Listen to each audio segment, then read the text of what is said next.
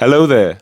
Welcome to yet another video of an aimless chimp rambling about something spiritual, hoping it rubs off on his audience. You might be wondering, Coach Chin, why are you uploading more than one video every 2 months? Well, there's no real easy answer to that, but I think the guy behind me right there is a large contributor to that. Glory to God. I'm on a roll recently. I love this work. Anyway, today's video is going to be about a few signs from God that I've received in my life that have been so profound and obvious that they've changed and shaped the entire course of my life. To give a bit of a backstory, prior to being a coach that helped Christians with their mental health and spiritual struggles, I was actually a software engineer. I decided to study computer science at university because I enjoyed playing video games. Don't do that. Never do that. And after a while at the same company for 6 years, which I joined straight after graduating, I really wanted to change things for no real reason. I didn't quite know why to this day I decided to switch up. I thought it was money related, but ultimately I didn't really get that much of an increase for the effort it took to actually swap my job. But I think this is where the sign began. This is where it all started moving and shaping itself as God is ever complicated plans, putting things into action. When I joined this company, I realized how out of my depth I was within a couple months. I really was not good at my job. I'll be completely straight with you. I was never a good software engineer. I faked it until I made it. Talk about the morality behind not putting the effort in and faking it. That's out of the question for this video. But it's important to note because it was around this time that I also started moving into the coaching sphere. I picked up a mentor of my own to teach me how to cater everything that I'd learned throughout my battle through certain addictions, spoke about that in another video, into a coachable program so that I can help other Christians do the same. Well, actually at the time it wasn't other Christians, it was just anyone who wanted help. And I did this alongside this job for a while. Then something tragic happened in my life. My brother passed away in a car accident. I have a video on that as well. And in that moment, everything just snapped for me. I already hated the office life. I hated the 9 to 5, the corporate lifestyle, the language used, the sitting around the same people you don't really like, but you have to get on with for 8 hours a day type of vibe. It's never sat right with me. I was like this through school as well. But that moment really just went boom. Roundhouse kicked me in the jaw, and I realized, this sucks. I want to get out of this as soon as I can. How can I do this? And coaching was brought to me by my best friend. He recommended this particular mentor. So I signed up with him and I started building my program alongside working my 9 to 5, which was hard. I'm not going to lie.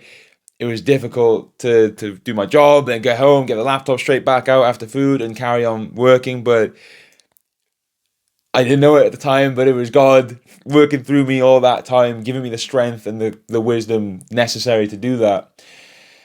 And as well as using that moment to attempt to change something and move into a different career path, I also stopped caring as much about my job, and it was quite obvious. I don't want to go into too much detail on that, just in case I get myself into trouble. But it was obvious, and I've atoned. Hopefully, I've repented for anything I may or may not have done wrong during that time. But I always knew it wasn't for me for the rest of my life. Anyway, so I managed to land my first client alongside my job. I started getting some experience, and it's also the time I started Instagram. Got a few hundred followers. Had some relatively being the keyword there, compared to what I was getting, successful videos. And the coaching was starting to take off. It was doing pretty well. Now, this is where the first sign comes in. At the time, I was not Orthodox. I was attending the Anglican Church, really a fledgling in my faith. I still am, trying to find God, and really participate in the spiritual life. I wasn't quite sure what I was looking for or why I was going to church at the time. It just felt like the right thing to do. And eventually, my manager called me into his office one day. I don't know what I expected, to be honest with you, but I sat down and he didn't look too happy. The first thing he says was, "It's not working out." Yep. Yep, fair. And he gave me two options. First option being, I go on a contract and I have to attend the office every single day. I was only going in 2 days a week. And that I would have to report to my manager, not contract, sorry, a report. I'd have to report to my manager every day with the work I'd done, how I'd spent my time, and basically time slot my day and write it all down and keep it all set for them to review each day. Second option, I can quit, effective immediately, right now, on the spot, and they'll pay for my 3-month notice period, full salary, plus the bonus that I was due that year. And I don't think I've ever made a decision so fast in my life. I did take a moment to go downstairs and call my mum and say, "Yo, mum, I'm about to quit my job." As you could probably guess, she couldn't tell whether I was joking or not. But I just knew immediately there what I was going to do. And I went back up. I said, "It's been a pleasure. I'll take my leave now." Packed my stuff up, said a pretty insincere goodbye to everyone, and that was that. The reason why I say this is a sign is because I see that moment as one of the most pivotal experiences of my life, where I genuinely saw that as God handing me two options. Morpheus, red pill, blue pill decision type of deal. You know what I'm saying? It's like, okay, you can submerge yourself deeper into the corporate, soul-sucking world where you're likely going to stay for the next 50 years if you choose this, or you can go and pursue your dream and do what you genuinely believe is your God-given purpose and work towards that. Was it my God-given purpose at that time? I think so. I think it was that moment, actually, that really pulled that all together. I was like, "Oh, God, you're really putting the dominoes down now." And it was making that decision and being open to receiving that decision that changed everything. This is important because we're often told that you need the eyes to see and the ears to hear. But why? Why can't God just make everything obvious for us? Even though I think that moment was actually incredibly obvious at that moment. And there was honestly a lot of the reason why I made the decision so easily. Because I'd be lying if I said there wasn't like 0.1% of my brain that said, "Oh no, what about money? What about job security? What about pension? What about sick leave?" And all these sort of like matrix prison rational objections came in that we're all supposed to just lap up and believe. They crept in. And it was that moment I said to myself, this is God giving me this decision right now. And if God has given me this decision, which answer takes me closer to him? Red pill. I don't know. I'm not going to bleed the Matrix analogy. I don't want to reduce God's profundity down to the Matrix, but the option of pursuing my dream, fulfilling my God-given vocation, That was it. That was it for me. And since then, I've learned so much. And I'm not going to talk too much about what has happened between then and now, because it was a long, arduous journey where I made many mistakes. I spent a lot of those initial months of self-employment stupidly, superfluously. I wasted a lot of time. I got arrogant and encountered many battles and obstacles of my own creation, which I have learnt from and I have thankfully overcome. Glory to God. This brings me to the second sign, which once again, it kept me on the same trajectory, but it did pivot a little bit more closer to God, but it was still a major moment in this journey that I'm on right now.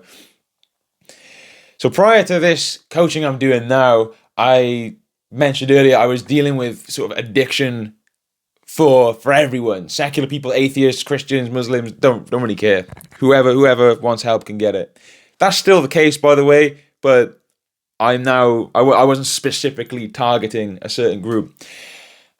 And for a while, this started when I got into the Orthodox Church. I started growing in my faith. I became a catechumen and I was going through the process. I started having this nagging sensation in my head as saying, you should dedicate your coaching to God. You need to dedicate your coaching to God. Everything you need to do should be oriented towards God, and your coaching is one of the main areas that you're not doing right now. And I fought this off for so long.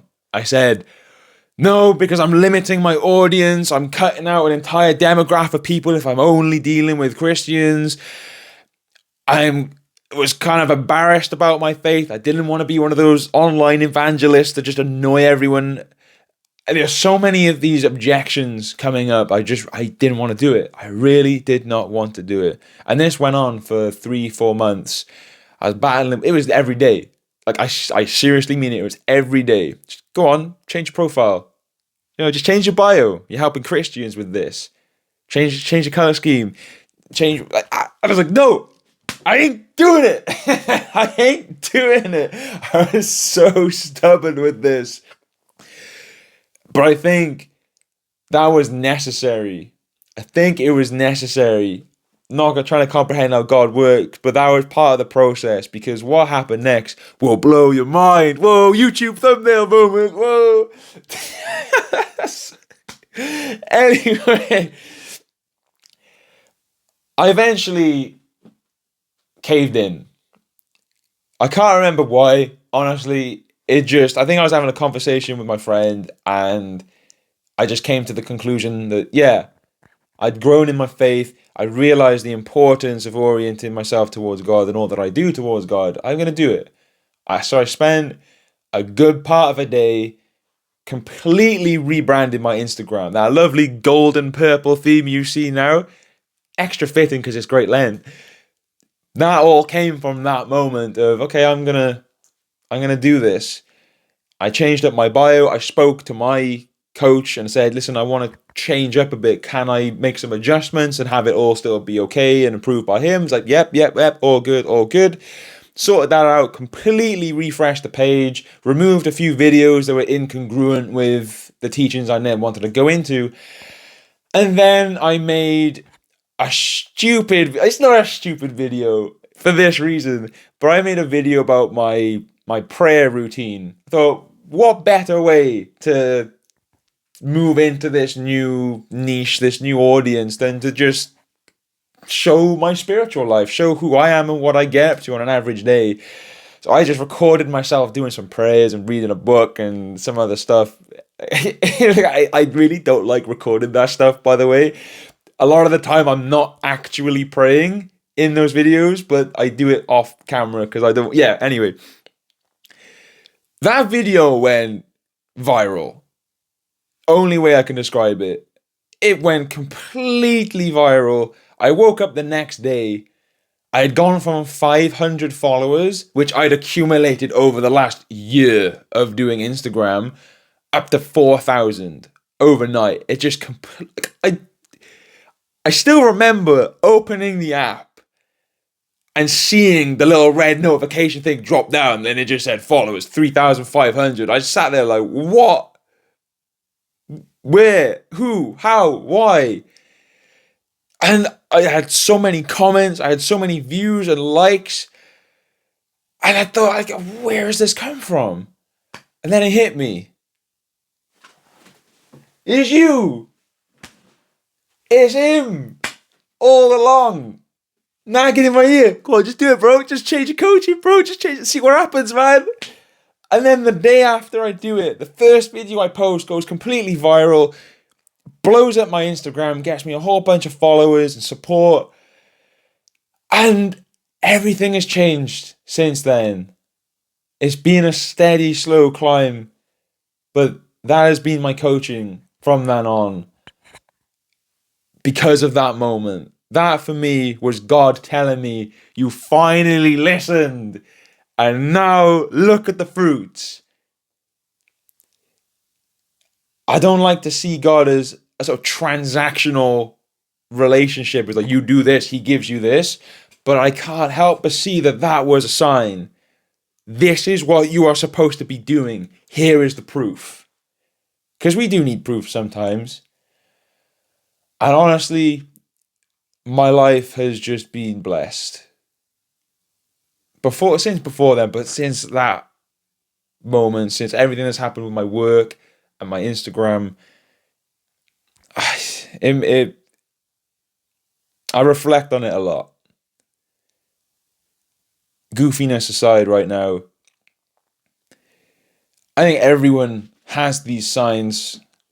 Everyone has that nagging voice in their ear saying, go and do that, go and do that, go and do that. And you're going to think of every reason why you shouldn't do it. And discernment is important because the evil one can also be a nagging voice in your ear trying to tell you to do something. But sometimes you just know it's the right thing to do. You feel that instinctual, intuitive pulling towards the goodness. And for most people, it just gets suppressed. I used to hear that a lot in the office space. Oh, I want to go do this as a hobby. I'd love to travel here. I'd love to work as this. It's like, but you're here and you're not. And you likely never will be. Because some people just don't have the ears to hear and eyes to see. I feel bad for those people. Because honestly, this life that I live now, I could not have ever imagined living. It's hard, by the way. I'm not saying everything's just gotten a lot easier. Like, it's like 10 times harder than it was before. Nice, thanks, God. Yeah, appreciate you. Nice one.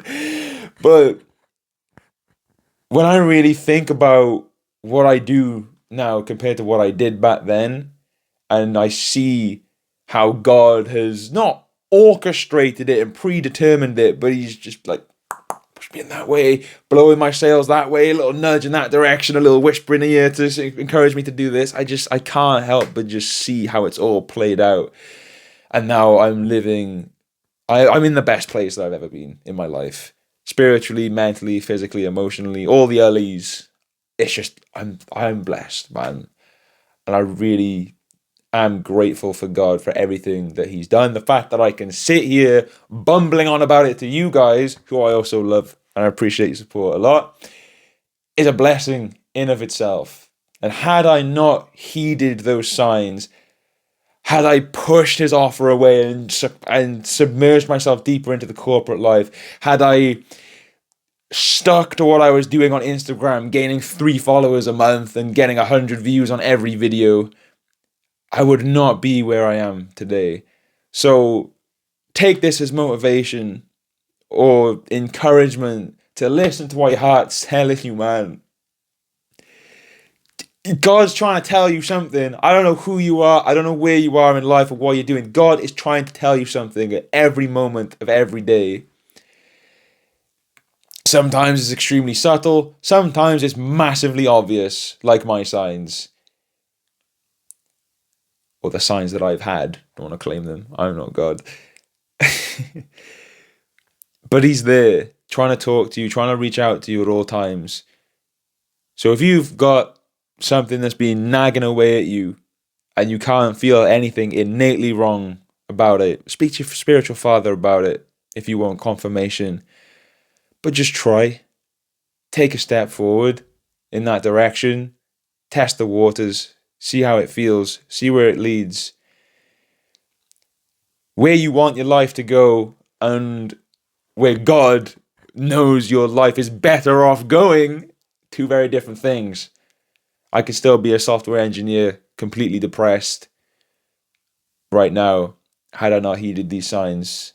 And now I'm living my dream life, which I didn't actually know was my dream. And here I am getting it to share it with all you wonderful people who, once again, I truly am thankful for all of your support. My subscribers have been slowly going up and up. I love you all, man. Honestly, I love this stuff. I can't contain it sometimes, man. This is my passion. And I didn't know it was until God had revealed it to me. So I'm going to end it there on a high note. Thank you all for your support. I hope your Great Lent is going well. God bless. Chin out.